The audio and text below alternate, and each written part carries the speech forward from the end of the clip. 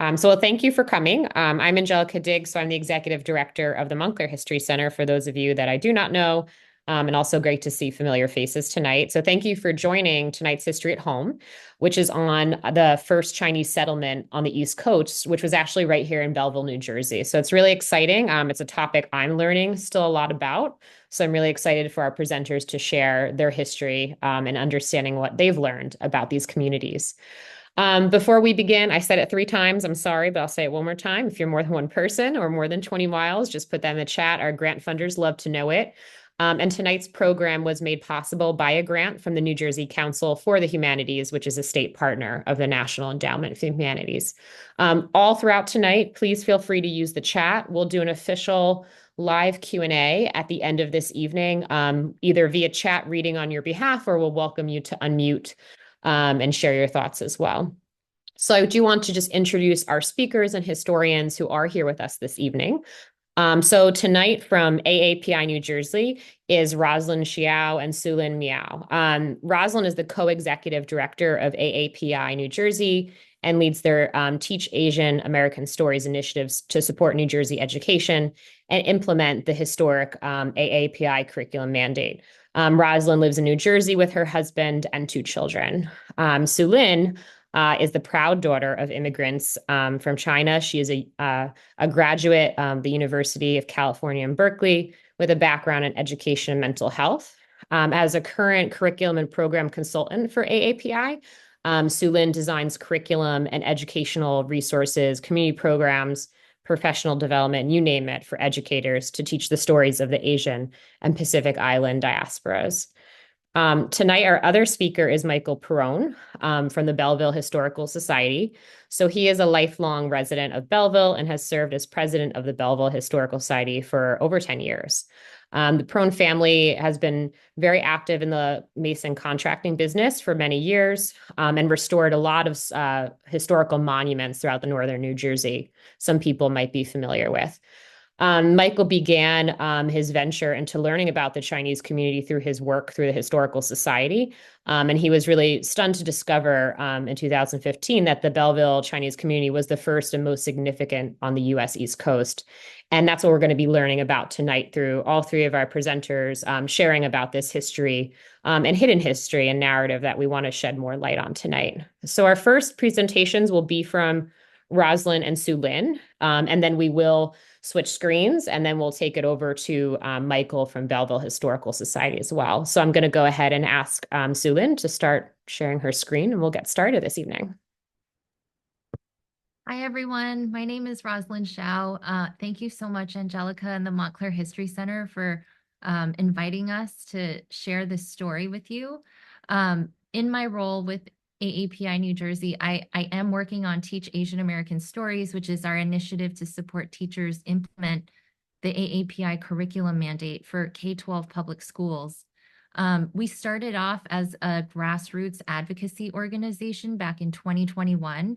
We're still very small and nimble, but we've expanded from supporting the Asian American community in Montclair to the entire state because of all of our statewide work, going down to Trenton, advocating for data disaggregation, language access, as well as the AAPI curriculum mandate. We realized after the mandate passed that we needed to do more to support New Jersey teachers because they can't be expected to teach a history that they never learned. And along the way, we've been donating books to teachers, offering professional development opportunities, and we've created this beautiful map that you see on the screen called Roots and Routes, Asian American Contributions in the Garden State. So much of what our teachers need are resources from the community about local history, and there's so much Asian American history in New Jersey that we didn't know about. We really tackled this ourselves with Sulin and a bunch of other volunteers doing our own research on different stories that we could bring to teachers so that they could really expand what they're teaching.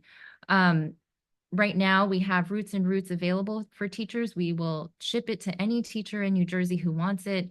And if you go to our website, teachasianamericanstories.org, you'll find lesson plans that Sulin actually wrote, researched and wrote that teachers can start taking directly into their classrooms.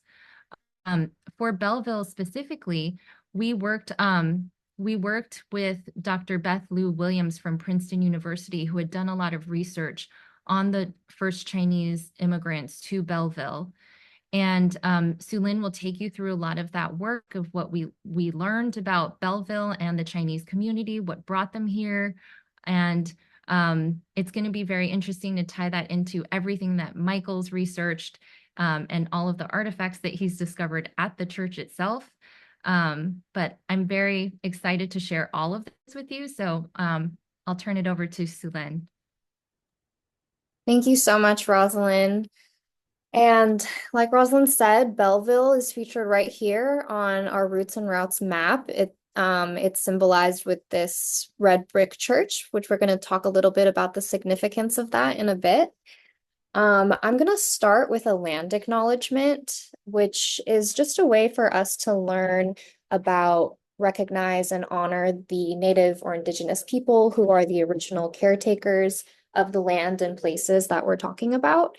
And the land that we all live on or go to work on, go to school, play on, all of that originally belongs to the first people. And if you'd like to learn more about who the land that you live on originally belongs to, you can go to native-land.ca, native-land.ca.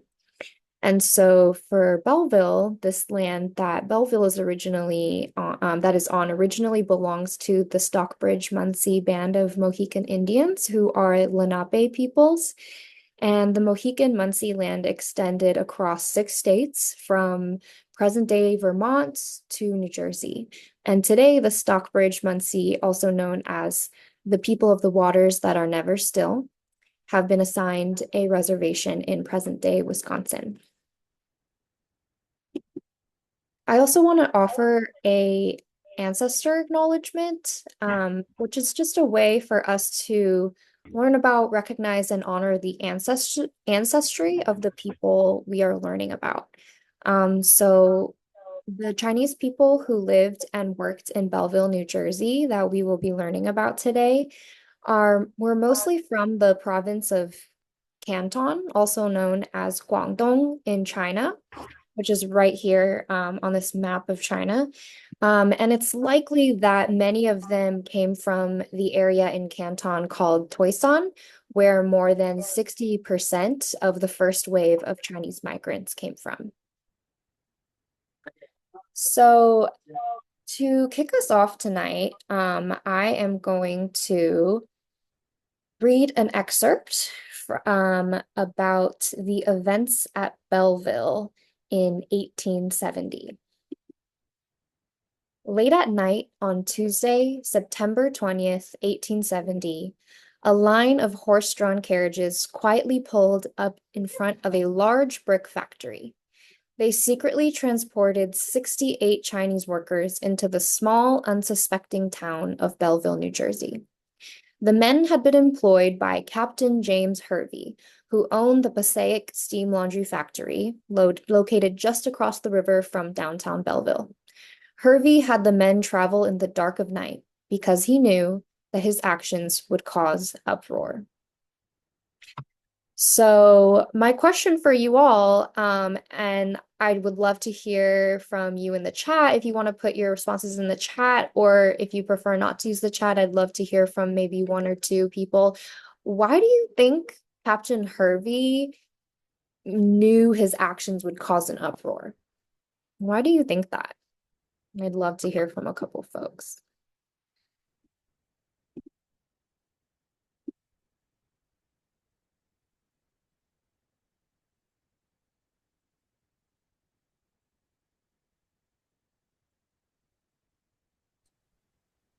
Any brave souls want to take a guess as to why Captain Hervey? Because it was done in secret. I'm getting 1 response in the Hello? chat. Okay. Can you hear me now? Hi, Yeah, Michael. Hi, Michael, we hear you. Yeah, sorry. I'm very, very, very not computer or phone savvy. This has been a little bit, anyway, project. Yeah, Captain Hervey, he was not too concerned about an uproar from anybody in the local communities. It was his concern was with the Union group in Newark.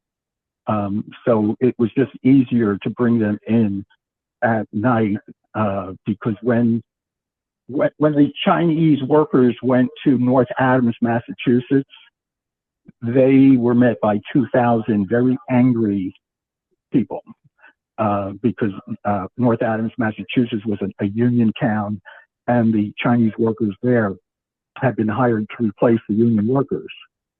So in Belleville, that was not an issue, but the unions in Newark, just 2 miles away, were not too thrilled about the idea of Chinese workers coming into Belleville. So it wasn't the Belleville or Captain Hervey who were concerned about anything local. It was the adjoining neighborhood unions that concerned him. Thank you so much, Michael. Yeah, so some of our participants in the chat, thank you so much for offering your suggestions.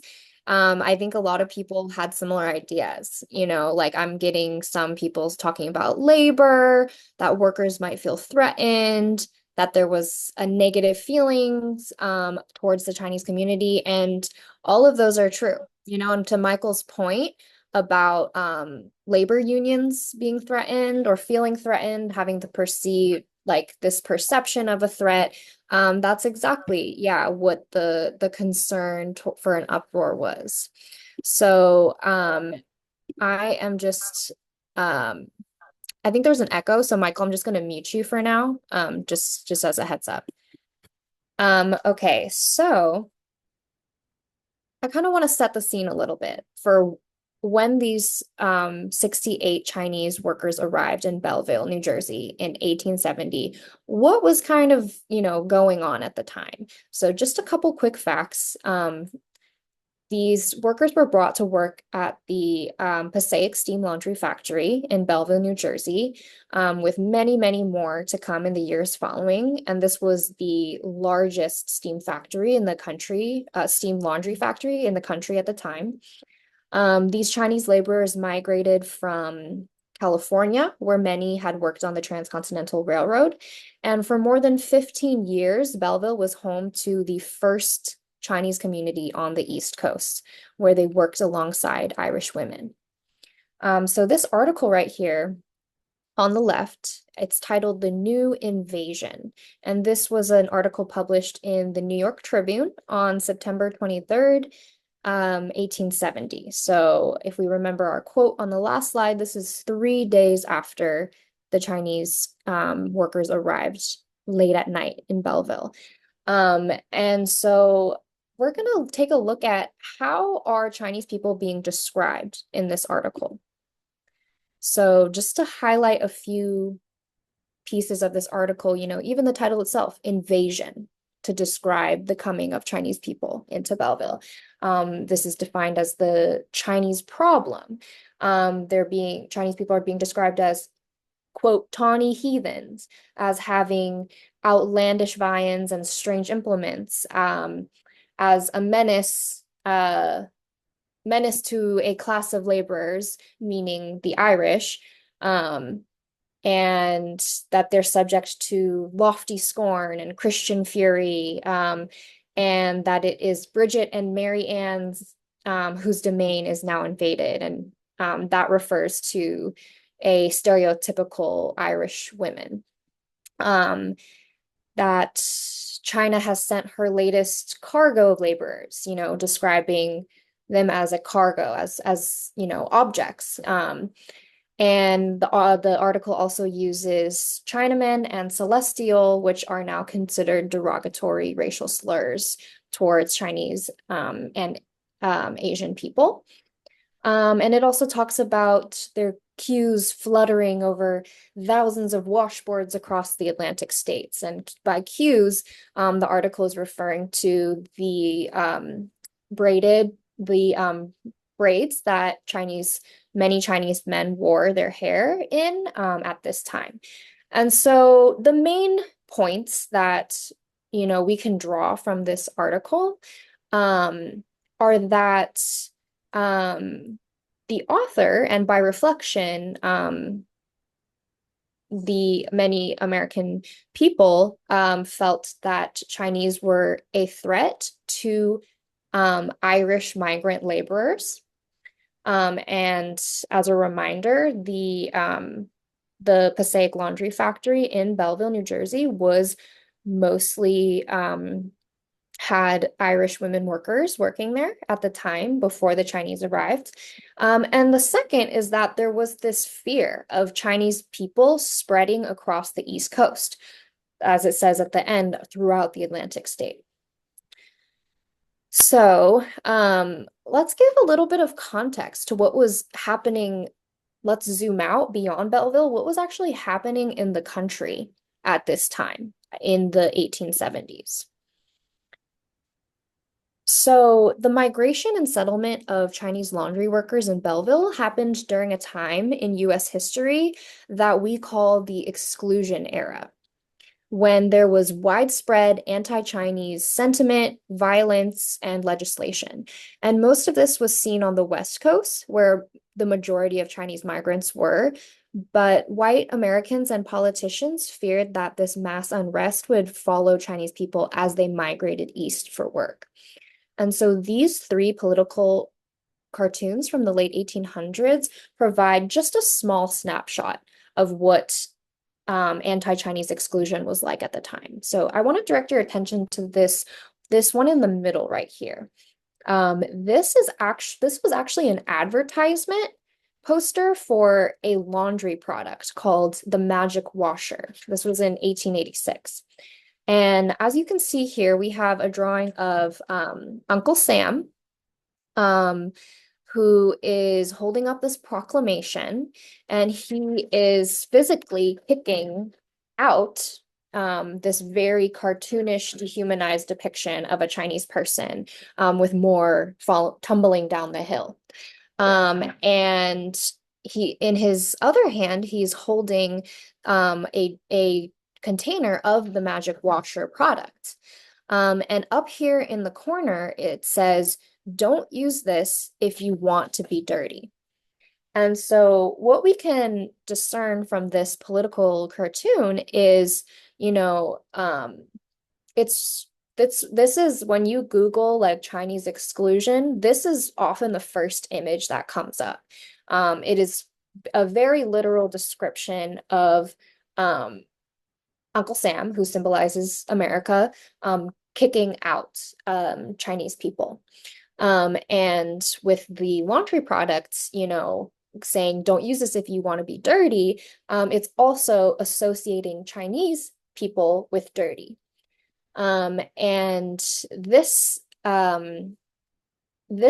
political cartoon really came out in a time of very heavy Chinese exclusion. The Chinese Exclusion Act had been passed 4 years before that.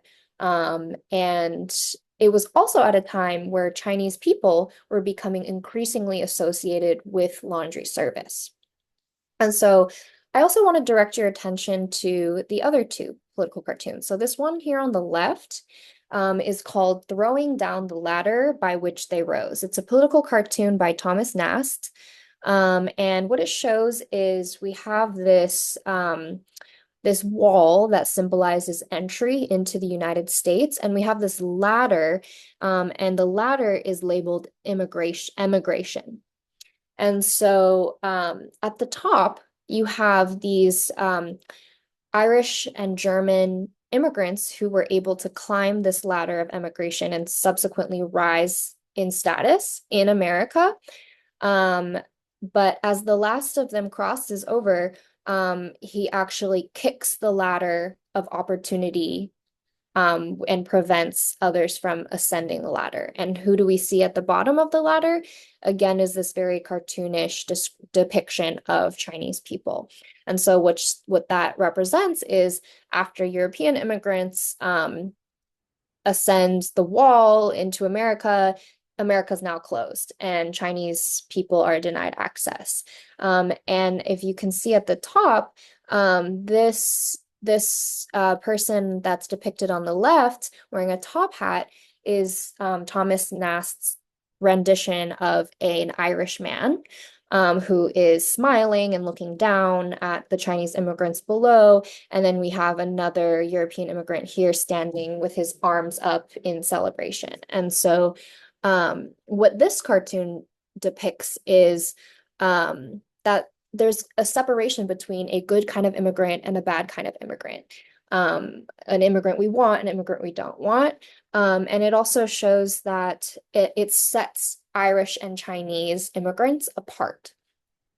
And this last political cartoon I want to point our attention to right here is titled The Great Fear of the Period, that Uncle Sam may be swallowed by foreigners. And so in this one on the top, we have a drawing, again, very crude, very dehumanizing depictions of an Irish man and a Chinese man, and they are literally consuming Uncle Sam. They, the head is in the Irishman's mouth, the feet are in the Chinese man's mouth. In the bottom left, we have the Irish and Chinese men actually fully consuming Uncle Sam. And in the last section of this image, the Irishman then the Chinese man and actually ends up consuming the Irishman too. In the background, you see a landscape with many railroads, and the caption below reads, "The problem solved." So what this cartoon depicts is that Irish and Chinese immigrants are a threat to Uncle Sam, which again symbolizes America. And not only that, but after they consume Uncle Sam, the Chinese man betrays the Irishman and eats him too. And so what these two cartoons on the left and the right symbolize are that Chinese immigrants are not only a threat to white America, they're also a threat to Irish immigrants themselves. And so this is just some context about what was circulating around the country at the time that the Chinese community arrived in Belleville on that September night in 1870. So, how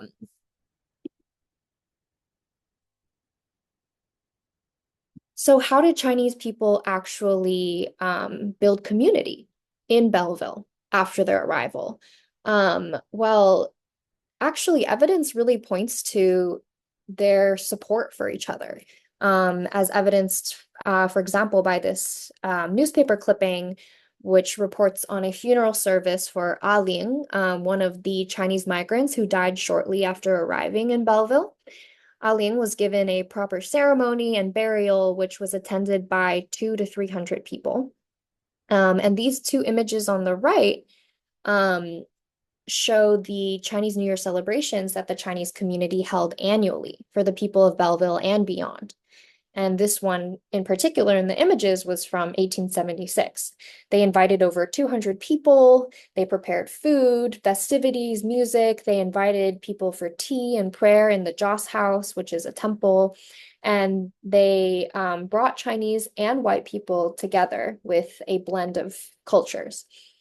And so these Chinese New Year events were actually officially recognized by both the town officials and Captain Harvey, the owner of the Passaic Steam Laundry, which speaks to the relative integration and acceptance of the Chinese community in Belleville. Many Chinese residents also attended church and a Sunday school where they learned English, and some practiced Christianity. This is really a testament to the Chinese community's endurance when it came to making a place for themselves in Belleville and combating negative stereotypes. And another reason for this increased acceptance is that the Irish women workers at the Passaic Steam Laundry factory soon realized that their jobs or wages were not, in fact, in danger or threatened by the arrival of Chinese workers. None of them lost their jobs or money, and the Irish workers were asked to train and teach the Chinese workers, and they worked together in relative harmony. However, it was not all sunshine and rainbows for the Chinese community in Belleville. The labor that they did at the Passaic Steam Laundry was really difficult and at times dangerous work. The factory relied on many people to work there, to work the machinery, to wash, starch, iron clothes, all by hand. Many of them had to stand in the water for hours, breathing in the soapy steam. Sometimes their hair or clothes would get caught in the machines, which was really dangerous. And because laundry work was gendered as women's work, Chinese men were racialized and gendered in very particular ways, including being feminized and infantilized.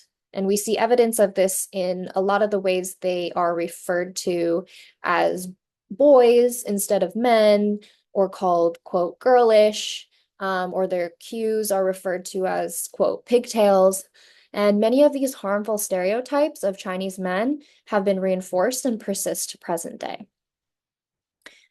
Chinese people also started opening up laundry businesses across the East and West coasts and throughout the South. However, Chinese laundries faced discrimination and adversities that white-owned laundries did not.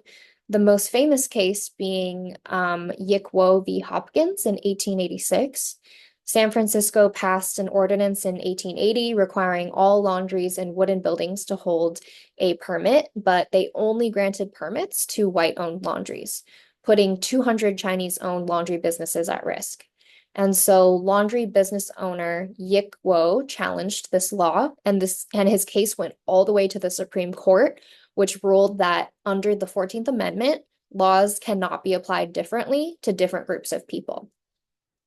And so we see over time Chinese people becoming associated with laundry work.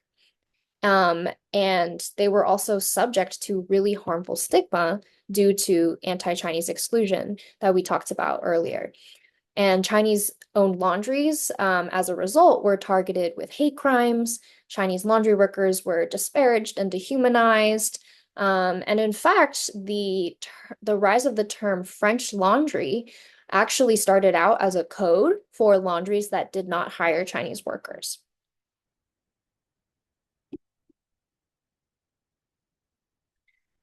So a little snapshot of Belleville then and now. In the 1880s, the Chinese population in Belleville was 300 out of a town population of 3,000. So Chinese community made up 10% of Belleville's population. Flash forward to 2010, there are only 251 Chinese residents out of almost 36,000. So that means the Chinese community in Belleville makes up only 0.7% of the population today. So what happened exactly? Well, the Chinese residents of Belleville eventually moved on to find work in other parts of the country. They helped build Newark's Chinatown, which was the first Chinatown on the East Coast. It lasted over 100 years, but no longer exists. And they also helped build Manhattan's Chinatown, which is the largest Chinatown in the US. And these two photos here, on the left and the right, show the Belleville Reformed Church then and now. And today, this church, which is now called La Senda Antigua, is the final resting place for several members of the East Coast's first Chinese community in Belleville. We have some great resources for you if you want to learn more or share with any educators in your life so we can bring this history to classrooms across New Jersey. The first is the map that Rosalind talked about, which features Belleville, and the other is a lesson plan series for K-12 students on the history of Belleville's Chinese community. So if you all like to use QR codes, you can pull out your phone, take a picture of this QR code right here, or you can just visit teachasianamericanstories.org for more. Thank you so much. I really, really appreciate your time and for being here. And I am going to pass it back to Angelica and so we can get started with Michael's section. I'm just going to leave this up for one more second though, just so that way folks can take a picture of the QR code and link if they want to. Thank you so much, Sulin. What I also can do after tonight for everyone is I usually email out the recording anyway to everyone who registered. I'm also happy to include the links from the slides for direct link as well to get to those resources for you. So we can do that. Great. So we're just gonna, in just a moment, we're gonna switch screen shares for everybody, and then we're gonna have Michael Perrone go ahead and share more about Belleville's history as well, to parallel what Sulin was also discussing with us tonight.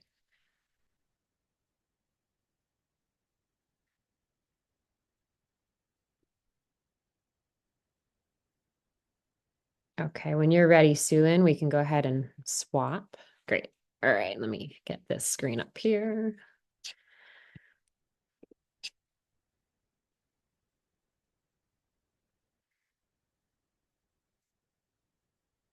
One second, everyone.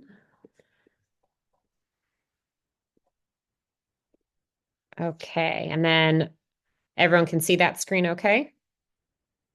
Yes, I see some thumbs ups. Great.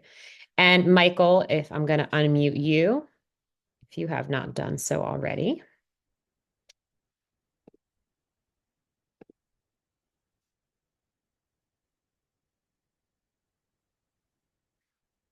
Oh, Michael, if you can just test so we can hear you real quick. Yeah. Can you hear me?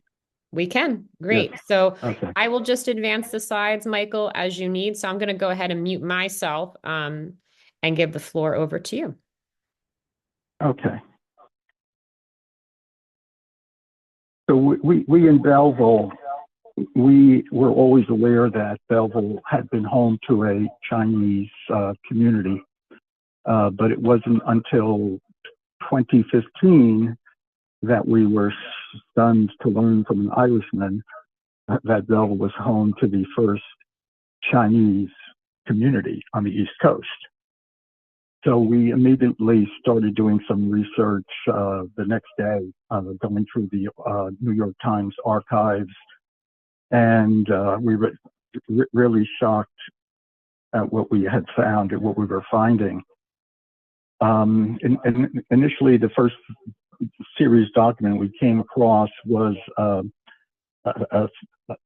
thesis written by Beth Lou Williams, who now is a professor of Asian studies at Princeton. And she had written this study on the Irish and Chinese in Belleville, expecting to find tension there.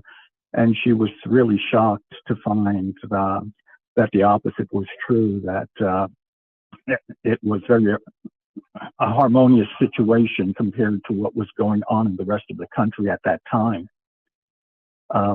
So then we came across another thesis written by Neil Stouffer, who wrote a book called Hervey's Voice. And he was working on a master's thesis and spent 2 years reading every Newark newspaper of the 1870s and the 1880s, I mean, page by page, tracking down every newspaper story. And, you know, I mean, it's just amazing what we found. See, so what happened in Belleville was that you had an ideal community for this group to come into. Belleville was a Dutch village originally. During the American Revolution, it was the base for the Essex County Militia. It was a patriotic stronghold. And Belleville was named Belleville, was given its name by the Revolutionary War veterans voting on the 4th of July in 1797 to give the town the name of Belleville. Belleville was also, in the years before the Civil War, Belleville was an anti-slavery stronghold. Most of New Jersey and New York were not anti-slavery. They were quite sympathetic to the South. And Belleville was very unusual. We were home to a number of abolitionists, very prominent abolitionists, Theodore Dwight Weld, Sarah Grimke, Angelina Grimke, quite a few. So, you know, Belleville had this reputation for being different. And so, you know, we had this progressive community, and we had Captain Hervey and Reverend Talmadge. So you had the leading citizens of the town who actually, Captain Hervey was a retired sea captain, and he had sailed the seas. He was familiar with China. And Reverend Talmadge, Reverend DeWitt Talmadge, was ordained at the Belleville Dutch Reformed Church in 1856, years before the Chinese arrived in Belleville. But Reverend Talmadge was supposed to be a missionary to China. His brother lived in China for 40 years, and he had intended to join his brother. Instead, he, you know, stayed in the States, and he eventually became probably the leading advocate for Chinese immigrants in the United States, along with Reverend Henry Ward Beecher. The two of them were the most famous religious leaders of the time, and they were both advocates for the Chinese immigrants. So Reverend Talmadge had a big influence in Belleville, and he eventually moved to the Brooklyn Tabernacle in New York. But so you had Reverend Talmadge, you had Captain Hervey, who was the most, if not the most prominent citizen in Belleville. You know, certainly he probably was. I couldn't imagine. I mean, he was an extraordinarily wealthy man, and his mansion still exists on the hillside overlooking Belleville. And so you had the leaders of Belleville who were familiar with China. Belleville had a history of being a progressive town, and the Chinese workers that came to Belleville were to be employed at a laundry, which was where the employment was not a threat to any union workers. The employees at the laundry were all female, mostly young Irish girls who were looking to get married, and that was Captain Hervey's number one reason for bringing in the Chinese workers, because the young Irish women were looking to get married and, you know, have families, and they weren't really a steady workforce. So he brought in the Chinese workers. It was not a threat to any of the other men in town, and you know, it was just it went well. It went well compared to what was going on in the rest of the United States. It went quite well. And when the Chinese arrived in Belleville, the pastor was Reverend William Holloway. And Reverend William Holloway, he was a member of the executive board of the Reformed Church Foreign Mission. And the Dutch Reformed Church had established a mission in Amoy, China in 1842. So, you know, Reverend Holloway was familiar with the Chinese, and he was the one who started a year later the Belleville Chinese Sabbath School, which opened in 1871. So Captain Hervey and Reverend Talmadge, then later on Reverend Brokaw, the son, the nephew of Reverend Talmadge, these were all, you know, fairly progressive people for, you know, that period in American history. So Reverend Talmadge was ripped apart quite a bit in the press, many cartoons attacking him for his support of the Chinese. This one cartoon you see from a magazine, a California magazine called The Wasp, has it's the fellow holding the rolled up newspaper is President Hayes, and behind President Hayes is his wife, and then Reverend Beecher, and then Reverend Talmadge. And this illustration is showing that the First Lady and Reverend Beecher and Reverend Talmadge convinced President Hayes to veto the original Chinese Exclusion Act. in 1879, Congress, the U.S. Senate and the House of Representatives, passed a Chinese exclusion law. And they lobbied President Hayes to veto the first Chinese exclusion law. Unfortunately, 3 years later, Chester Arthur was president and he signed the law. So what is our next? So that's Captain Hervey. This is his mansion in on the hill in North Arlington, what is today North Arlington. It's unbelievable, unbelievably magnificent building. The interior. The first time I entered it, I asked them if I could live in their hallway. They brought in marble carved statues, carved marble fireplaces from Italy. It's just unbelievable. So, you know, it shows what an extraordinarily wealthy and intellectual person he was at that time. And, you know, his acceptance of the Chinese workers had a big effect on the people in Belleville. So the Passaic Steam Laundry was on the east side of the Passaic River. None of it exists any longer. There was also a second laundry, the Belleville Steam Laundry, which was owned by a Civil War Major, William Blewett. And that laundry also employed Chinese workers. Many of the workers at the Belleville Steam Laundry had come from North Adams, Massachusetts, where Chinese workers in North Adams weren't that welcome, so they came to Belleville, several of them, to work at our other laundry. And as was pointed out earlier, Ah Ling was buried on the hillside opposite the church. His funeral, 8 weeks after arriving in Belleville, 200-300 people attended his service. Reverend John Daly from the Belleville Methodist Church conducted the services. And so that shows, you know, I mean, for 200 or 300 people to show up at any foreigner's funeral 8 weeks after the arrival, I think that said a lot. And that kind of, it really moved me to see and read about that, because my family were all immigrants. We came from Italy.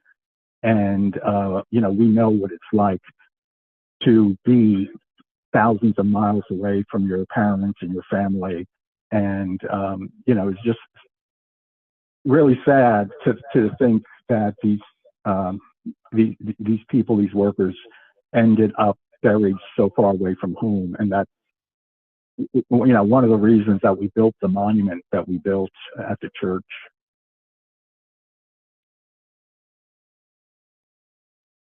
And this image is from Leslie's Illustrated newspaper, weekly newspaper from New York. And this is the first Chinese New Year in February of 1871. So this is 4 months after the Chinese workers arrived in Belleville. And Belleville, having been established on the 4th of July by veterans of the Revolutionary War, our big thing is fireworks. On the 4th of July, fireworks and cannon fire like crazy, and we still do that today.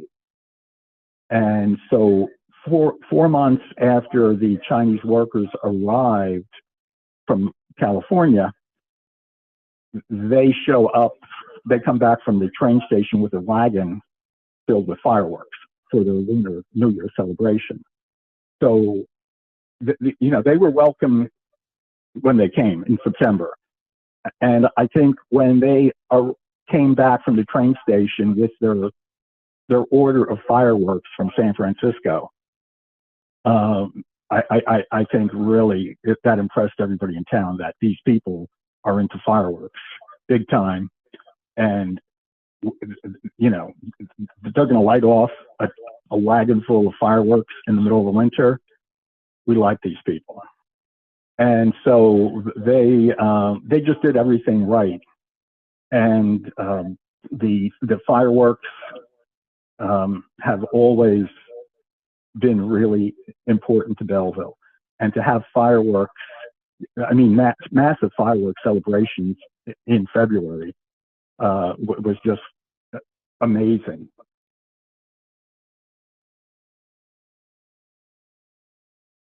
Okay, so that's Ah Ling's funeral article from the New York Times of November 22nd, 1870, New York Times. Okay. And that's Reverend Holloway, who welcomed the Chinese workers and started the Belleville Belleville Chinese Sabbath School. This is an image from Harper's Magazine from 1878. In 1878, the Methodist Church opened a school for the Chinese on Mott Street. Okay, the Belleville School had already been in operation for 7 years at that point. In 1876 was a presidential election year, and both the Democratic Party platform and the Republican Party platform, they both had anti-Chinese planks because, as was pointed out earlier, the country was really on fire with this anti-Chinese movement. That was 1876. However, in Belleville, in 1876, we were having the biggest firework celebration in America. That year, in 1876, the Chinese workers at Hervey's Laundry spent $500 on fireworks. So $500 in 1876 is equivalent to $30,000 today. So that's a lot of fireworks in 1876. And during the 1870s and 1880s, the Belleville fireworks, the Lunar New Year celebrations in Belleville were probably the largest in America. Even though Belleville only had at the most 300 Chinese residents and there were 100,000 in California, the state and local laws in California prevented the Chinese communities from using fireworks. I mean, if you lit a firecracker, you're going to jail. So Belleville, because it was an industrial complex and it was, a rural area, basically, it was just ideal for fireworks. And as was pointed out earlier, all of the Belleville residents were invited to these events. If you look at the imagery there, you could see the town residents are dressed in top hats and really fancy attire. It was a very big deal and was very, very welcome, especially in February. Reverend Brokaw, in 1882, when the Chinese exclusion law was passed, Reverend Brokaw, who was the pastor of our church in Belleville, he spoke out strongly against it. And as I said earlier, Reverend Brokaw, Ralph Brokaw, was the nephew of Reverend Talmadge. 1882, Governor George Perkins of California declares a legal holiday. March 1st, 1882 was the anti-Chinese day. It was he made it a legal holiday in California. So the country was really quite hostile. And the newspapers, for the most part, were there being hostile, really fanning the flames. And Governor Perkins, was a good example of that. And Reverend Baldwin Reverend Stephen Baldwin was the pastor of the Methodist Church in Bloomfield. And Reverend Baldwin had been a missionary in China. And he'd been on assignment in China twice, I believe, over a 12-year period. And so he would come to the Belleville laundry and minister to the Chinese workers. So, they had Reverend Baldwin, they had Reverend Brokaw, they had Reverend Holloway, and others. So the Dutch Reformed, and in this case the Methodists also, and also the Episcopalians, because some of the Chinese workers joined the Belleville Episcopal Church. And so it was a pretty friendly, warm situation compared to the rest of the country. So in 2015 is when we were made aware of this, really wild history. And so we decided, okay, we're going to have to build a monument because many of the Chinese workers joined the Dutch Reformed Church, and some of them also joined Christ Episcopal Church. And some of the workers are buried on the grounds of the Dutch Reformed Church, and some of the Chinese workers are buried in the cemetery of Christ Episcopal Church, which is just a few hundred yards south of our church. And when we built our monument in the summer of 2016, because we were made aware in 2015, so 2016 we went to work building a monument. And the first version of the monument was, well, first of all, our cemetery is very tiny. It's not even really a cemetery, it's a churchyard. It's less than an acre. And so we know every square inch of it because we've been there for 25 years maintaining it. And so we built the initial monument, and after it was done, we were like, this isn't right. It's missing things. It's just not, it wasn't feeling right. So we started adding things to it, side panels, then a front panel, and we wanted to put a cap on it. And we just kept working. It's not yet.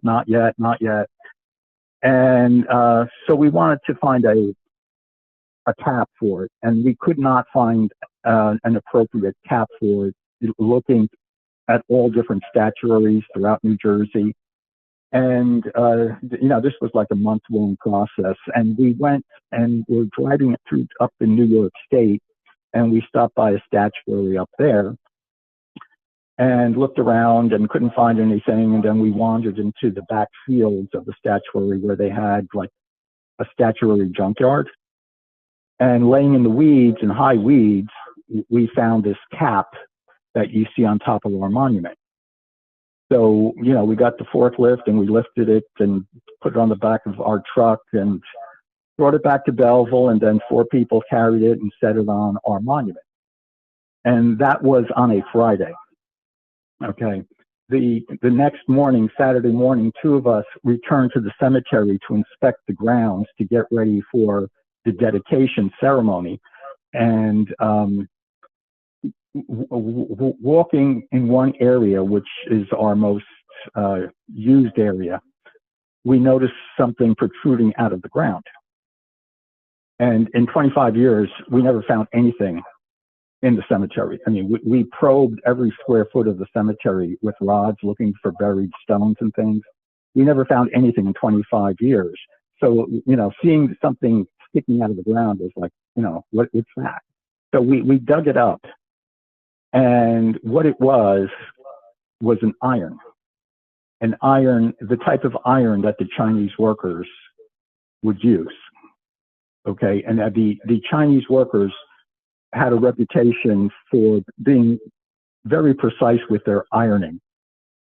If something wasn't ironed perfectly, they would crumple it up and iron it over again. So,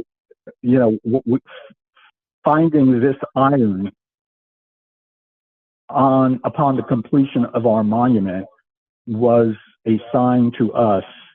It was, the Chinese workers were giving us the thumbs up on our monument. So we were pretty thrilled with that.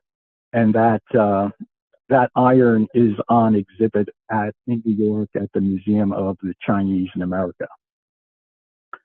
And in 2019, in commemoration of the completion of the Transatlantic Railroad, we added another tablet in front of the monument, recognizing them for their effort. The Transcontinental Railroad is what created the 19th century economic boom in the United States. And BellevilleHistory.org, that's our website, and I can be contacted that way. We're working on a small book, and we celebrate Qingming in April, and we're all over the place restoring monuments. I mean, our Chinese history project is a very important project for us, obviously, but we're extremely small historical society, spread very thin, and we do the best that we can do, and we're honored to have had this part of American history fall into our lap. Thank you.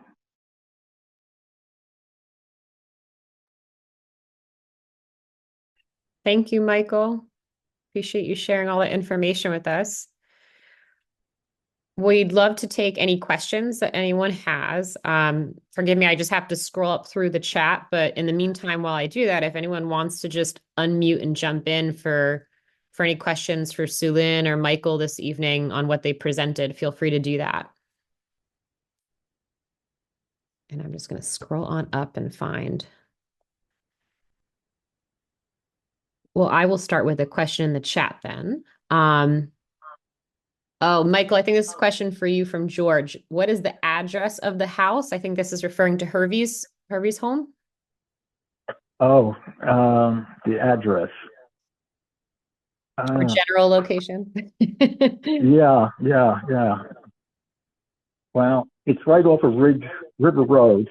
It's one block up from the baseball field on River Road. Okay. So, yeah, it's like a 15-minute walk from our church. Yeah, Balstrad Street, I think. Yeah. I mean, I just go to the house because I could see it, and unfortunately, I'll get you the address if you send me an email. But it's an amazing structure. Amazing. And if you send that to me, Michael, as well, I'm going to email the group anyway with links and resources so I can share that with everyone who registered. George was also just mentioning that the contact form on the Belleville Historical Society's website isn't working. Is there an email for the Historical Society that's more direct that we can also give out to folks? Yeah, BellevilleHistory@gmail.com. Okay, I'll put that in the chat as well. Oh, thank you. Sulin beat me. Thank you for that. Great. So the next question, Patty asked, I'm sorry, one up, is can one obtain a map, the AAPI map of New Jersey? The answer is yes. And maybe Sulin, you can just explain how folks can go about that. Sure. Yeah. Maps are free to teachers and libraries by going to our website. If anyone in the general community would like a map, they just need to make a donation towards the project, and we would be happy to send one to you. All of the donations go back into sending more maps to teachers. I'll drop the link in the chat. Perfect. That link's already there. Patty, I think your question about the house being open, is that Hervey's home again? Is it open to the public or privately owned? No, definitely no. Private, it's a private home. Owned? Okay. No. I had a question. and it might be from what was already shared, just for my own for future reading. I'm really fascinated about the relationships between the Irish and the Chinese co-working together. Um, the historian who has mentioned a few times, who's out of Princeton University, would that be the resource to learn more about those relationships? Are there stories available to hear more Yeah, insight? well, Beth, Dr. Beth Lou Williams at Princeton, she was the one who wrote the thesis. Right. And there's also a book called When Newark Had a Chinatown by Yolande Steep. And Yolande also documented some of the Chinese workers having married Irish women and the birth of the children here in Belleville. So the Irish women and the Chinese men eventually got along quite well. Initially, the people in Belleville had never seen Asians, so it was more a curiosity thing. But I think they warmed up quite quickly. Thank you for that. Sulin or Rosalind, do you have any other resources as well? Although I imagine the Professor Michael mentioned, I know you did too, is a great one to start with.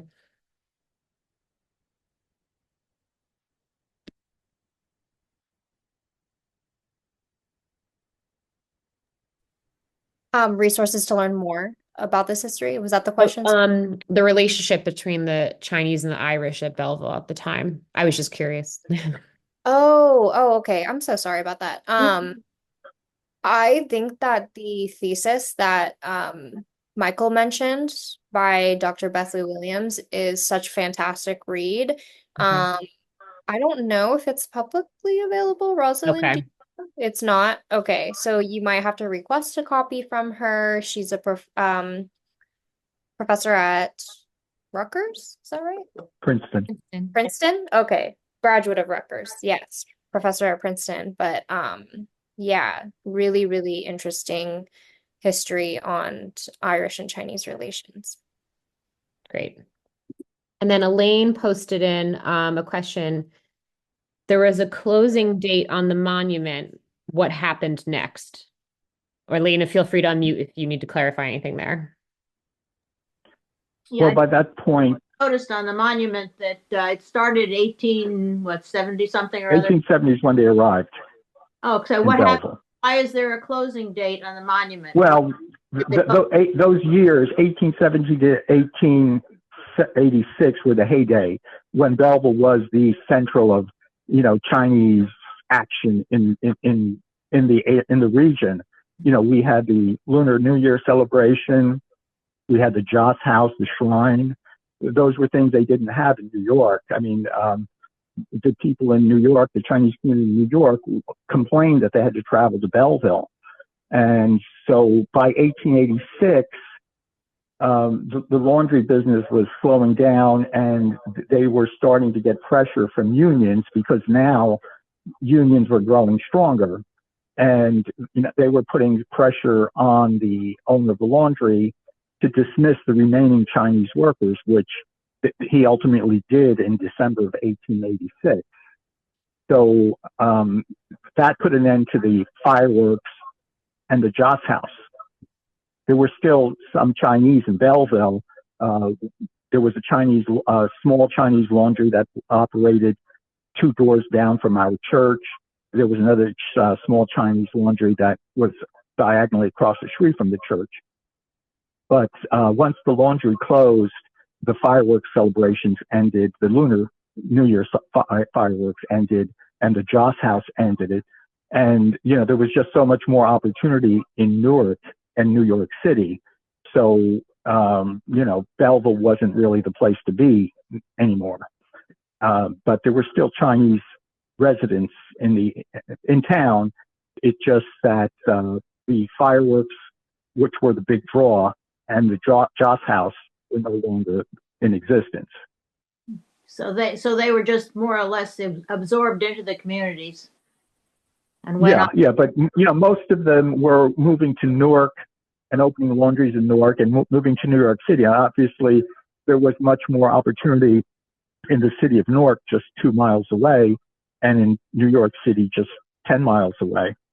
So why hang out in Belleville? Right. Thank you. Another question came in regarding the cartoons, both presentations shared. Chinese are pictured always wearing traditional dress. In reality, would some have adapted to wearing Western dress or hairstyle over time? Or I guess perhaps when did that, transition occur, if it did? Yeah, I think yes and no. Um, I would say that if you look at photos of Chinese workers on the Transcontinental Railroad, many of them did um, have queues and wear Chinese clothing. And also over time, because of the pressures of assimilation, many cut their queues and started to wear suits and other white American customary clothing. Um, yeah, so I think the cartoons are, it's not, it's really pointing out like difference and making like the assumption that difference is bad or foreign or strange or so yeah. And then I also wanted to your earlier question, Angelica, I just remembered that our high school lesson plan is all about Irish and Chinese relations in Belleville, specifically looking at like the intersectionality of race and gender, as well as the racial triangulation of Irish and Chinese workers in Belleville. And so I'm just going to pop that lesson plan into the chat in case anyone's interested in looking at it. Great. And also tonight, I believe AAPI New Jersey is offering PD credits to any teachers who joined in. That's correct? Yes. You are an educator. Mhm. If you're an educator, send me an email and I would be happy to send you a PD certificate for joining tonight. Any other questions or just general thoughts anyone wanted to ask? Yeah, Angelica, Yeah. hi. It's a really picayune observation, but I thought that the Thomas Nast cartoon was not really prejudicial like the other two, which were really racist and horrifying. But the Thomas Nast one seemed like kicking the ladder down. I got the feeling perceiving it that he was actually saying that this is not fair, that whatever the Europeans, the Irish or the Italians who had come over in the late 1800s, as soon as they got in, that the nation's leaders or unions or whatever were then denying the same opportunities to the Chinese emigres. I wish I knew more about Thomas Nast. I'm wondering, was that one of the cartoons you shared, Sulin? I can't remember between you and Michael both had that. Absolutely. I Yeah. really appreciate that comment, Mark. And Thomas Nast was a really, really famous American political cartoonist. Oh, didn't know his house was in Morristown. Thank you for that. Yeah, I've seen his house there. Yeah, so I would recommend learning more about him at this website. And yeah, a lot of he's been called kind of like the father of, modern American political cartoons or something, or a lot of his cartoons focused on Chinese exclusion during this era. And yeah, I think like it's really interesting to think about the perspective of the cartoonists themselves, and are they simply like commenting on a phenomenon that they are witnessing in real time? Are they trying to perpetuate some sort of racism? And yeah, that's a really interesting reflection. Thank you. Have to explore that further. Thanks, Mar. Any other thoughts from the group? Thank you all so much for being here tonight. Thank you to Sue Lynn and Roslyn from AAPI New Jersey. Thank you so much, Michael, from the Belleville Historical Society. Please do connect with these organizations and learn more about them. I'm sure it's a history that's going to continue to evolve, and more content will come to light and be added over time. And there's a lot of resources available that AAPI will send out via email as well. For anyone